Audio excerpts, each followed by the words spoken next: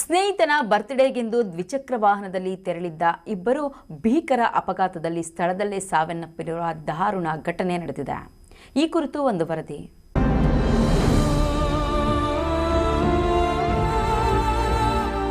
ಚಿಂತಾಮಣಿ ತಾಲೂಕಿನ ಗ್ರಾಮಾಂತರ ಪೊಲೀಸ್ ಠಾಣಾ ವ್ಯಾಪ್ತಿಯ ಸಂತೆಕಲ್ಲಹಳ್ಳಿ ಗೇಟ್ ಬಳಿ ಬುಧವಾರ ರಾತ್ರಿ ದ್ವಿಚಕ್ರ ವಾಹನಕ್ಕೆ ಲಾರಿ ಡಿಕ್ಕಿ ಹೊಡೆದು ದ್ವಿಚಕ್ರ ವಾಹನದಲ್ಲಿ ಇದ್ದ ಇಬ್ಬರು ಸ್ಥಳದಲ್ಲೇ ಸಾವನ್ನಪ್ಪಿರುವ ದಾರುಣ ಘಟನೆ ನಡೆದಿದೆ.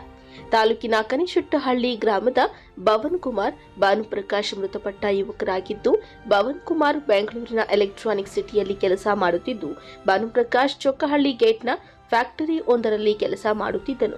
ಕನಿಶೆಟ್ಟಹಳ್ಳಿ ಗ್ರಾಮದಲ್ಲಿ ಸ್ನೇಹಿತನೊಬ್ಬನ ಹುಟ್ಟುಹಬ್ಬ ಸಮಾರಂಭಕ್ಕೆ ಇಬ್ಬರು ಸ್ನೇಹಿತರು ಒಟ್ಟಿಗೆ ದ್ವಿಚಕ್ರ ವಾಹನದಲ್ಲಿ ಬೆಂಗಳೂರಿನಿಂದ ತಮ್ಮ ಗ್ರಾಮಕ್ಕೆ ಬರುತ್ತಿದ್ದರು.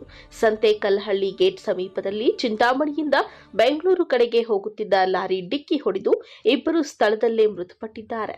ಸ್ನೇಹಿತನೊಬ್ಬನ ಹುಟ್ಟು ಹಬ್ಬದಲ್ಲಿ ಭಾಗವಹಿಸಲು ಬರುತ್ತಿದ್ದ ಇಬ್ಬರು ಯುವಕರು ಮತ್ತೆ ಬಾರದ ಲೋಕಕ್ಕೆ ಹೋದರು ಎಂದು ಕುಟುಂಬದವರ ಗೋಳು ಆಕ್ರಂದನ ಮುಗಿಲು ಮುಟ್ಟಿತ್ತು. ಡಿವೈಎಸ್ಪಿ ಮುರಳೀಧರ್, ಗ್ರಾಮಾಂತರ ಠಾಣೆಯ ಇನ್ಸ್ಪೆಕ್ಟರ್ ಶಿವರಾಜ್ ಸ್ಥಳಕ್ಕೆ ಭೇಟಿ ನೀಡಿ ಪರಿಶೀಲನೆ ನಡೆಸಿ ಮುಂದಿನ ಕ್ರಮ ಕೈಗೊಂಡಿದ್ದಾರೆ.